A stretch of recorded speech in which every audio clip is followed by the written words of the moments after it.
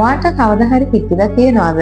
එමත් නැත්නම් දැකලා තියෙනවද? හුඟක් සාර්ථක මිනිස්සු කවදාවත් ඕවර්ඩන් ලුක් එකක් එමත් නැත්නම් ගොඩක් මුණ පුම්බල පුරවල වගේ පෙන්වන්නේ නැහැ. ඒගොල්ලන් ෆේක් වගේ පෙනෙන්නේ නැහැ. ඒගොල්ලෝ වෙනස් කරලා තිබුණත් මූණේ යම්සි දේවල් වෙනස් කරේ නැහැ වගේ තමයි පේන්නේ. කන්ග්‍රෙස්ටඩ් ස්වභාවික ලුක් එකක් තමයි ඒගොල්ලෝ හැම වෙලෙම ඒම් කරන්නේ. මම නැතුව ස්ක්වයර් ජෝ ලයින් එකයි, දිගම චින් එකයි, ලොකු ලිප්ස් උයි එහෙම නෙමෙයි. වෛද්‍යවරයෙක් විදිහට මම මේක පැහැදිලි කරන්නම්. ඉතාමත් ඉහළ මට්ටමේ ක්‍රියාකාරී වෙන මිනිස්සු එක වැදගත් දෙයක් හොඳින් තේරුම් ගන්නවා. ඒගොල්ලන්ගේ මුහුණ තමයි ඒගොල්ලන්ගේ බ්‍රෑන්ඩ් එක. බිස්නස් කාඩ් එකක් දෙන්න කලින් කෙනෙක් මුහුණනේ බලන්නේ. නමුත් ඒගොල්ලෝ ට්‍රීට්මන්ට් පිටිපස්සේ යන්නේ නැහැ. ඒගොල්ලෝ ඒගොල්ලන්ගේ මුහුණෙන් දෙන පණිවිඩය රිෆයින් කරගන්නවා. සාමාන්‍යයෙන් ඔයා මොකක්ද අනේ කරලා තියෙන්නේ? ඔයා මේ ට්‍රීට්මන්ට් එක කරලාද කියලා අහගන්න එක නෙමෙයි. ඒගොල්ලන්ට ඕන වෙන්නේ මිනිස්සු ඒගොල්ලන්ව රෙස්පෙක්ට් කරන එක සහ ඔයා ෆ්‍රෙෂ් ලුකින් ලස්සනයි මොනා කරාද කියලා හොයාගන්න බැරි තරමට යම්කිසි දෙයක් කරන එක. සතුන් එලයිට් ලෙවල් ට්‍රාන්ස්ෆෝමේෂන් එකකට